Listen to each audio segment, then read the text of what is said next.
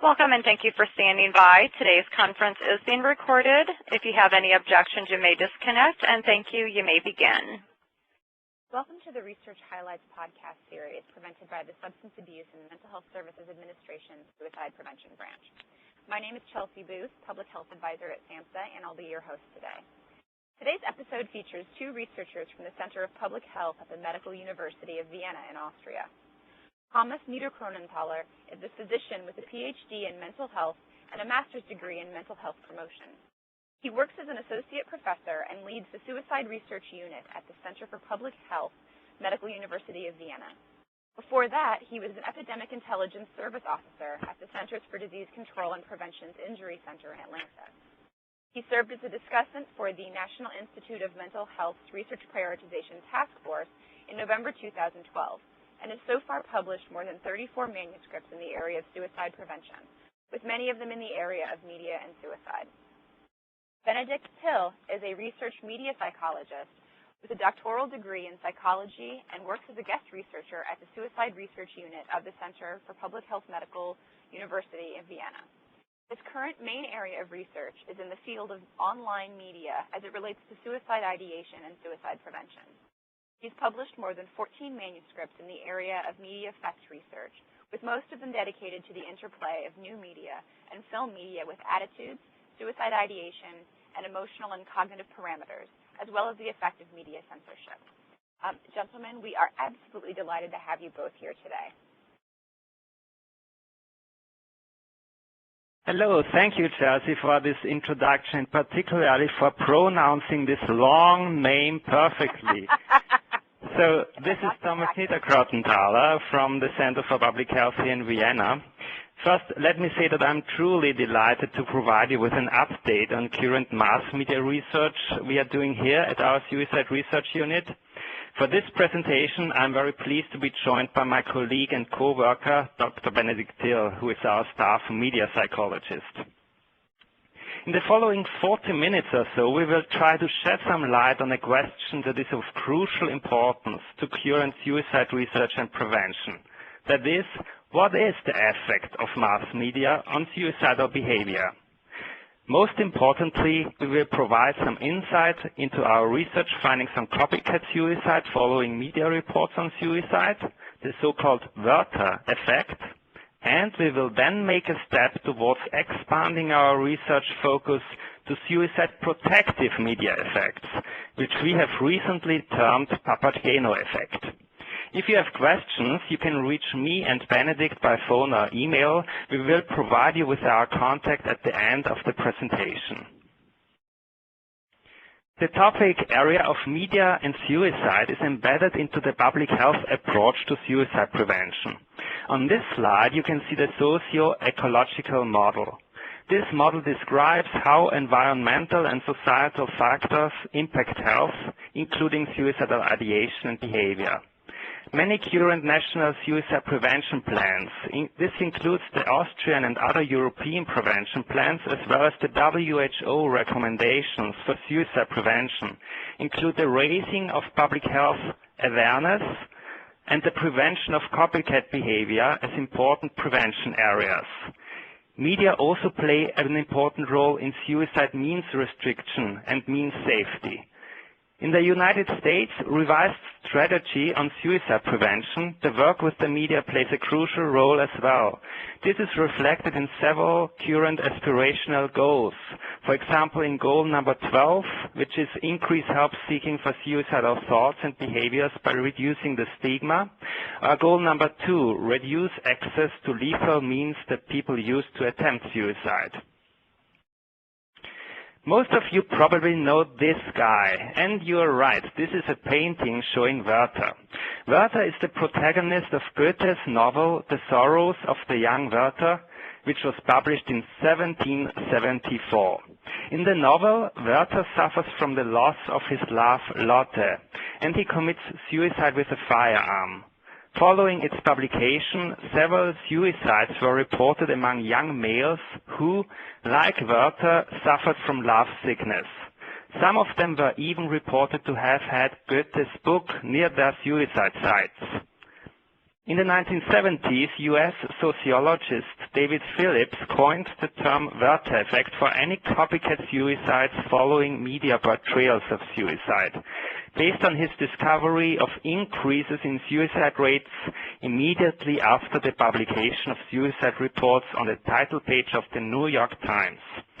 In the decades that followed, these findings were replicated several times in the US and in European countries, and particularly in the 21st century, findings from Australia and Asian countries further increased the body of the literature, and study designs became more sophisticated, allowing for a greater depth of analysis. Hello everyone, this is Benedikt. In this presentation, we will discuss several of our recent research findings, which have shown some promising results and may serve as a basis for further studies in the topic area, including replication. Specifically, we will provide examples of research looking at theoretical foundations of the Werther effect. We will also discuss inconsistency of results across studies on this effect. In the further focus, we will present some evaluation work done on the prevention of harmful media effects.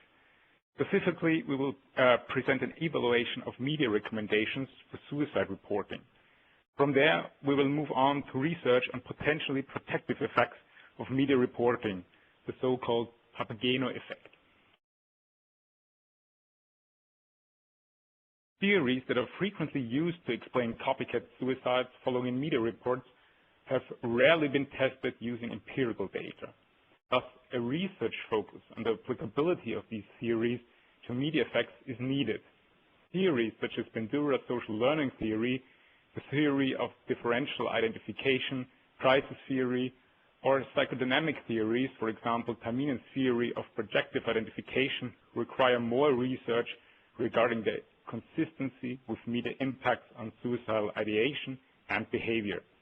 In the following section, we will focus on two examples of our research, which focus on the concept of differential identification and crisis theory, respectively.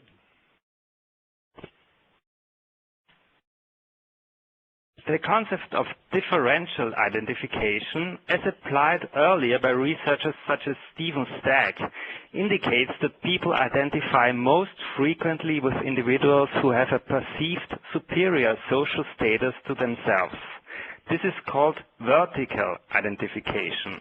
The theory further suggests that individuals are also more likely to identify with persons who are similar in some way. For example, with individuals of the same gender or age, or who share other characteristics. This is the so-called horizontal identification. Note that vertical and horizontal identification are not mutually exclusive. On the contrary, individuals may be most likely to identify with a celebrity of high social status who is otherwise similar, for example, with regard to age and sex, to themselves. Accordingly, we conducted a study to test the assumption that the risk of increases in suicide rates after the publication of suicide cases would be higher after the reporting of suicides by celebrities as compared to the risk associated with the reporting of ordinary people's suicides. Further, we hypothesized that any effect of social status of the reported suicide case would be most pronounced in the group of subsequent suicides of similar age and same sex who used the same method as the reported suicide. For this study, we collected articles from 13 Austrian newspapers containing the word suicide or a German synonym of suicide. The articles were published between 1996 and 2006. We included only articles on individual suicides, which provided the name of the individual. We clustered reports on the same suicide together and ended up with reports on 179 suicide cases in the 10-year period. We used content analysis to extract information on the sex, age, and social status of the reported suicide cases from the articles. Social status was assessed with two variables. First, celebrity status, reflecting high social status, and second, status as a criminal, which likely reflects a low perceived social status. Celebrity status was coded %, if the suicide was reported heavily and if the person was also showing up in the media before his or her suicide.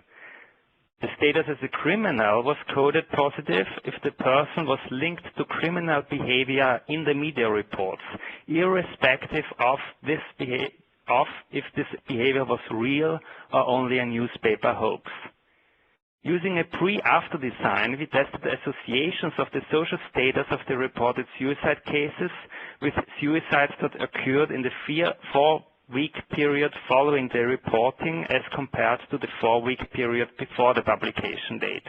We used a dichotomous outcome variable, increase in suicides versus no increase, and calculated odds ratios for an increase in total suicides, an increase in similar suicides, defined as suicides of same sex and age group who used the same suicide method as the reported suicide case, and we also tested associations of the social status of the reported suicides with subsequent increases in dissimilar suicides, defined as suicides by the opposite sex, of different age groups who used a different suicide method as compared to the reported suicide.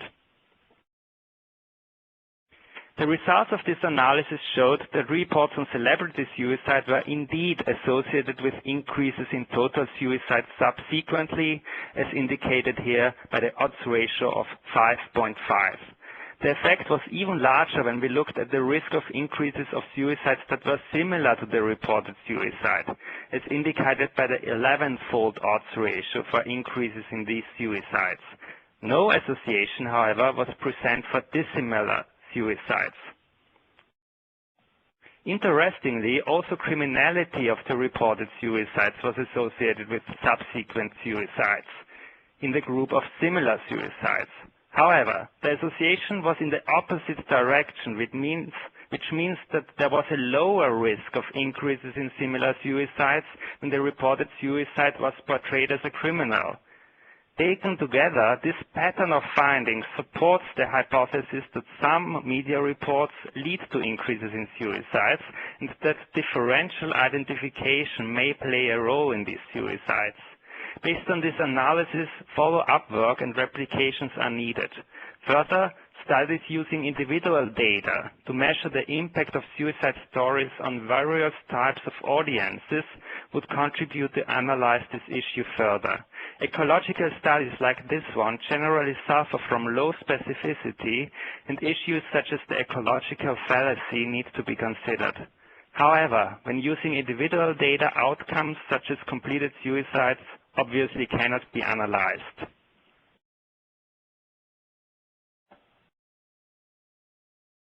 In the next study we would like to present, we investigated the potential relevance of crisis theory to the issue of media effects.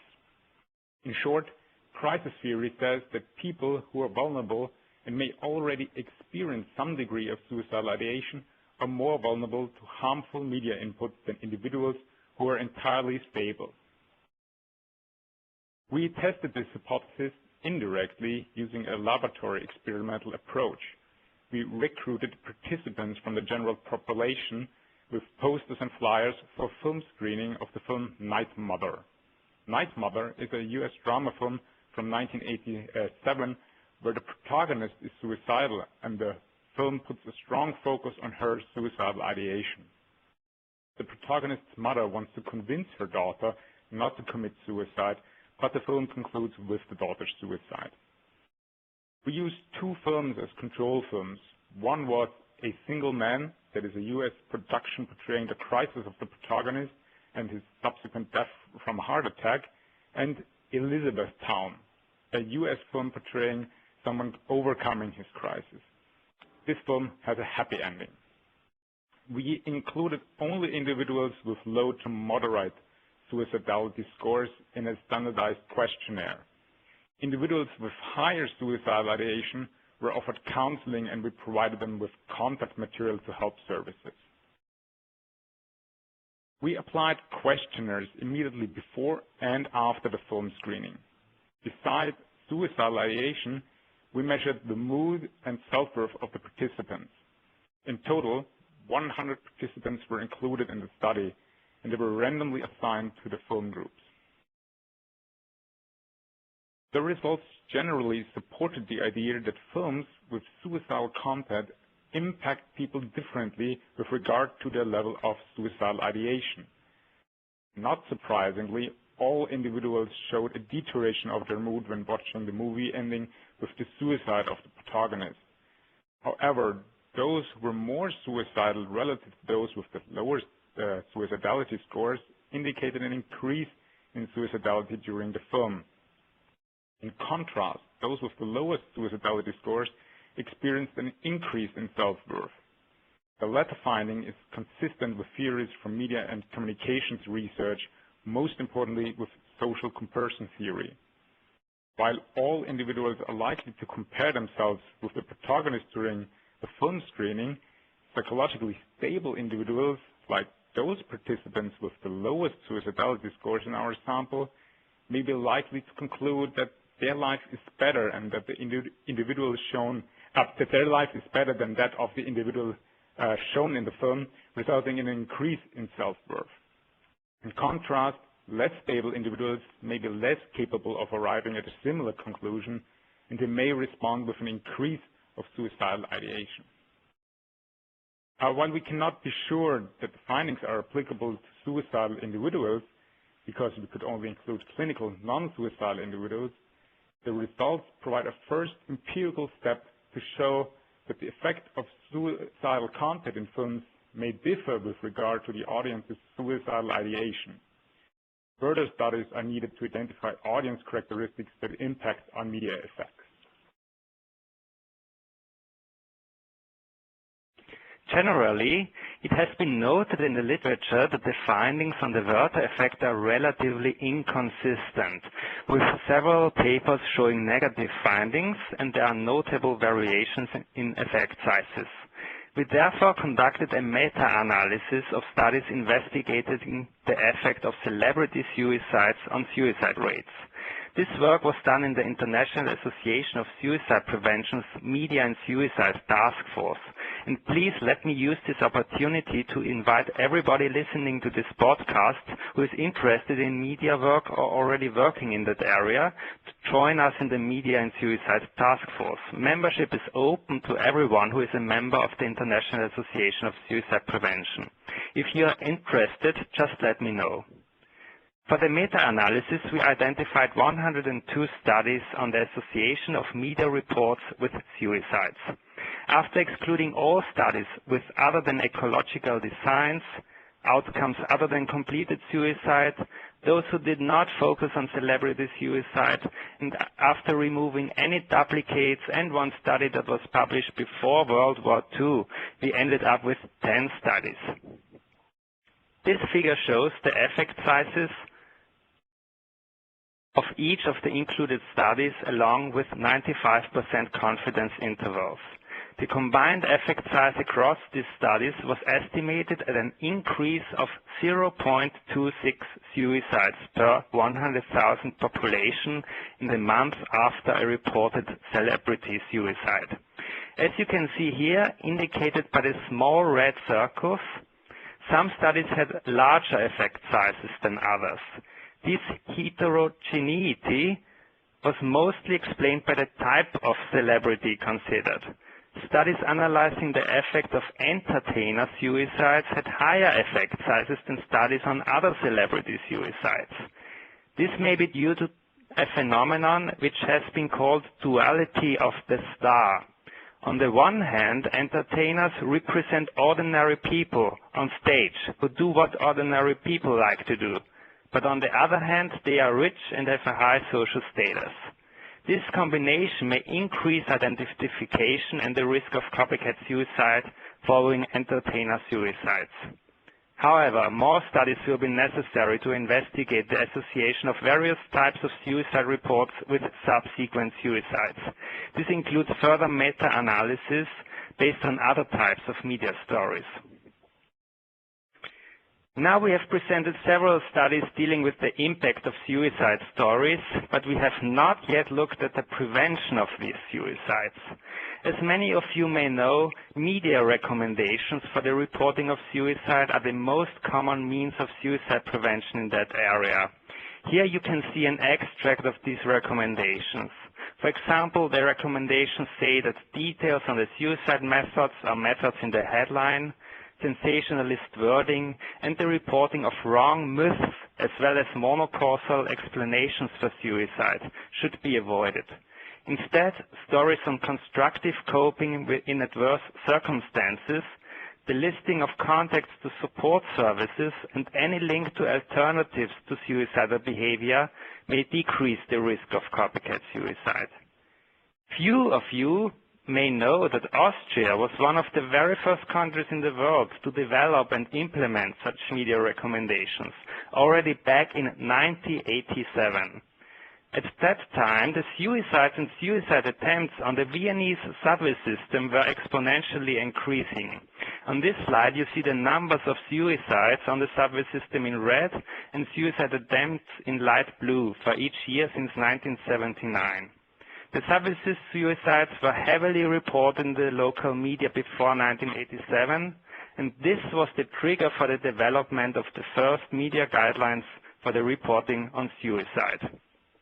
As indicated by the vertical line, the implementation of the recommendations had an immediate and large impact on suicides and attempts on the Viennese subway system.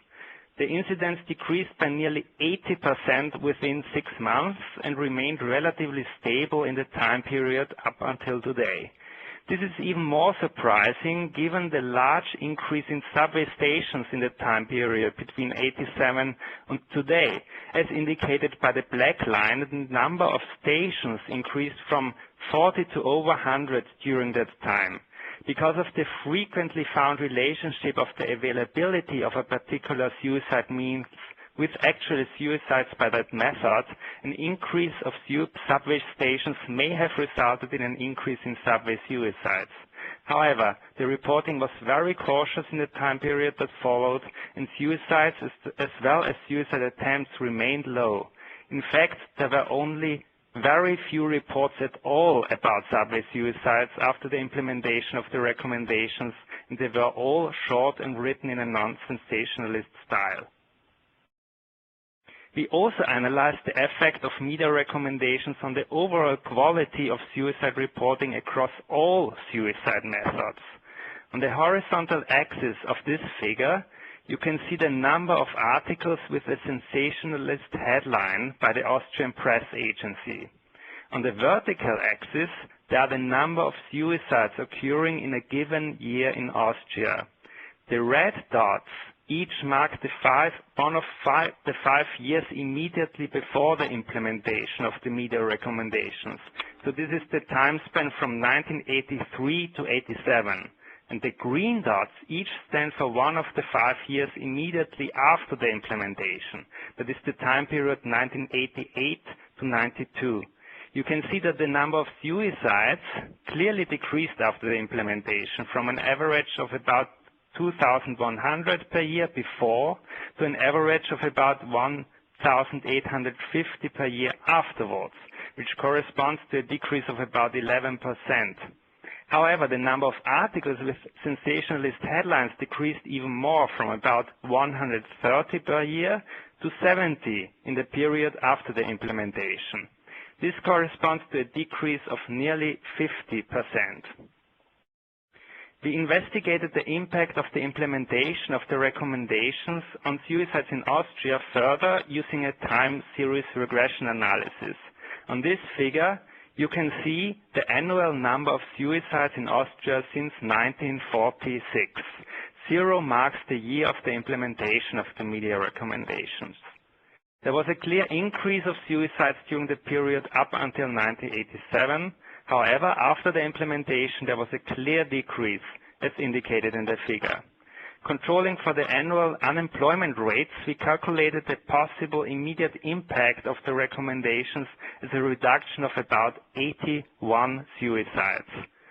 Further analysis revealed that this reduction was most pronounced in the eastern part of the country, where the collaboration with the media was stronger than in other parts of the country. There was no impact in central Austria and in the western part of the country, where the media landscape is widely different from the east. Altogether, these results support the thesis that the media recommendations have helped increase the quality of suicide reporting, and that they may also have helped in preventing suicides. However, other factors are very likely to have had an effect on the decreasing suicide rates in Austria since the 1980s as well. In another study, we could, for example, show that the number of psychotherapists and the number of antidepressant sales were both strongly correlated with the decreasing suicide rates. More evaluation work regarding media recommendations is needed internationally. While some evaluation work is available from the United States as well, the US media recommendations were revised recently in 2011 and 2012, and it will be interesting to learn about their impact and experiences with their implementation. If you are interested in the implementation process of the recommendations in Austria, please feel free to take a look at the manuscript displayed here, which outlines some of our experiences from the implementation process, or you can contact us if you have any questions. So, we have presented you some highlights of our research, and some of you may start to wonder, well, what was the thing with the Papageno effect? I didn't mention that yet in the presentation, right? So last but not least, let's talk about the Papageno effect, which is definitely another promising area that requires more research from different angles. What you can see here is a picture of Mozart's Papageno. Many of you probably know that Papageno is the protagonist in Mozart's most famous opera, The Magic Flute. You may, however, not know that Papageno becomes seriously suicidal in the opera when he fears the loss of his love, Papagena.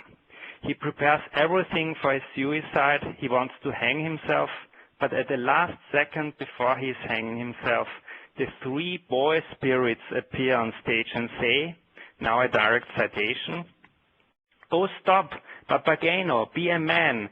You've only one life. Live it while you can." They go on to remind him to use his magic bells and give their prophecy that Papageno would return. So Papageno uses his bells, and indeed the boys were right, and Papageno is coming back. Psychologically speaking, these three young boy spirits remind Papageno about what he can do other than commit suicide. And this is exactly why we termed any suicide protective effect of media reporting Papageno effect, because this is actually the best outcome media may be able to do to remind people in crisis of alternatives to suicide. So, for this study, we obtained 15 international media recommendations for reporting on suicide and extracted all recommendations on how to report and how not to report from these guidelines. The search yielded 23 indicators of harmful reporting as listed in the recommendations and 9 indicators listed as protective. We then obtained 497 suicide reports that were published in a 6-month period in Austrian print media, and we conducted a content analysis of these reports with regard to the reporting characteristics from the media recommendations. Then we performed a latent class analysis to identify underlying patterns in reporting. We identified 4 different classes of reporting. We will now show you the different classes identified in our sample. The first class was a type of report that normally described an individual's suicide. 70% of all articles belonged to this class. On the left-hand side of this figure, you can see the various harmful and protective reporting characteristics. High values on the horizontal axis mean that the respective characteristic is frequent in the respective class of articles. Low values mean that their probability is low. you can see that this type of report normally does not show any of the characteristics listed in the media recommendations, neither harmful nor protective. It is a simple report about a completed suicide. On the right picture, you can see an example from the articles in this class. As these articles are in German, I will just describe it briefly. It is saying in the headline, David Foster Wallace, 1962 to 2008, the U.S. author quit life voluntarily. The article then continues to describe the life of the deceased, what he contributed to the arts and to the society. The article mentions only twice and very briefly that it was a suicide. These sections are here marked with red stars. The second and third class of articles were more sensationalist. These classes showed some reporting characteristics that are listed as harmful in media recommendations. But paradoxically, they also had characteristics that are listed as protective. For example, here you can see an article from the so-called epidemiological facts class, which contained 12% of all articles. These articles contain frequently research findings and suicide statistics, but they also reported frequently wrong public myths and used sensationalist wording. Some of these articles also incorporated expert opinions on suicide prevention. The example on the right-hand side has a sensationalist headline. It's saying, 4 jumps out of windows, 2 deaths and 3 injured, 60,000 suicide attempts every year in Austria. The article then continues to provide detailed information on several independent suicides that occurred over the weekend. In the fourth class of articles, there were generally no harmful indicators of reporting, but these articles focused on suicidal ideation in situations of coping with adverse circumstances. These articles generally did not report on a suicide attempt or on a completed suicide, but focused on individuals who mastered their suicidal crisis. For that reason, we termed this class Mastery of Crisis class. On the right-hand side, the example says, very close away from suicide, Martin is one of the anonymous callers who got help from the crisis helpline. The story then focuses on his difficulties, his suicidal thoughts, and how he arrived at calling the crisis line. The picture shows an employee working in the crisis intervention center.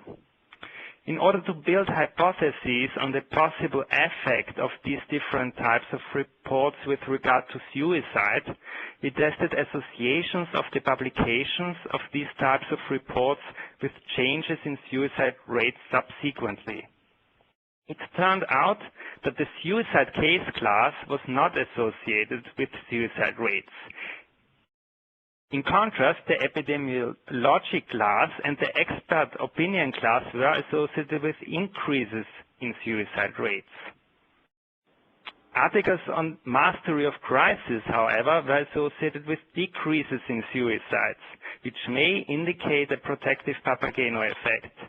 Note that all associations were very small, and of course these associations can only help to build hypotheses on the effect. We went on to test associations of individual item characteristics with changes in suicide rates using multivariate models. Again, it turned out that articles on suicidal ideation were associated with subsequent decreases in suicides. In contrast, suicides that were repeatedly reported or reported wrong public myths about suicide or on a suicide by jumping were all associated with increases in suicides.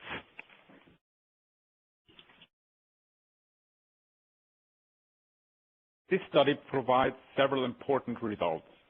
First, statistical data and expert opinion, which are all recommended in media recommendations, were closely intertwined with harmful characteristics in the Austrian mass media discourse. The reason behind this finding may be that experts and statistics are used for more sensationalist cases, which get more attention from the public and the media. The findings show that it is important for us as public health experts to promote the media recommendations and to collaborate with journalists whenever giving interviews on suicide in general or on a specific suicide that occurred. because the interviews are sometimes put in a sensationalist context. In our experience, most journalists are cooperative when it comes to collaborating on this issue. The second finding of this study is that the portrayal of positive coping in adverse circumstances differed completely from other reporting classes. It was non-sensationalist and empathic with no harmful indicators. Even if the effect size was small, the Papageno effect would be a useful tool in suicide prevention. This usefulness of a Papageno effect is exemplified on this slide here, which shows some of the Austrian media reactions to the publication of our manuscript. You see headlines saying things like, getting help from others, Papageno succeeded in mastering his life crisis, not all suicide reports are dangerous, and courage in crisis, and other similar messages. There were several reports on individuals who experienced the crisis and found a way to deal with it, which really helped in bringing up psychosocial issues in the mass media in a non-sensationalist way. Finally, what this study really does is it shows once again that not all media reports regarding suicidal ideation and behavior have the same effect. This thought is not only important to keep in mind when we research classic media news reporting, it is also helpful when we are building public awareness campaigns to reduce suicide using the media as a tool. While these campaigns have shown to have a low evidence base, they are part of many suicide prevention programs. Based on the results presented here and based on other studies, it seems important that any media campaign is evaluated with regard to the actual effect of the campaign content on different types of audiences. Now, with these thoughts, we are concluding the podcast. We hope that this research update from our university here in Vienna encourages you in your research and practice in the topic area of media and suicide. If you are interested in collaboration or if you have questions regarding these presentations, we are looking forward to getting in touch. This is Thomas Niederkrotenthaler along with Benedikt Till. Thank you. Bye. Well, thanks to you both for a wonderful presentation and for being willing to call in from Austria to Washington. I'm sure our audience is really going to appreciate your very thought-provoking work. And to our audience, I thank you for listening to this edition of the Suicide Prevention Branch's Research Highlights. Actually, Thomas, could you forward it to the slide where my email is shown? Sure. So if any of you listening or watching have questions about today's presentation or suggestions for other topics you'd like to see highlighted in future editions, please feel free to email me at the email address on your screen. So on behalf of the Substance Abuse and Mental Health Services Administration's Suicide Prevention Branch, I thank you all for listening and for your continued interest in suicide prevention. Goodbye.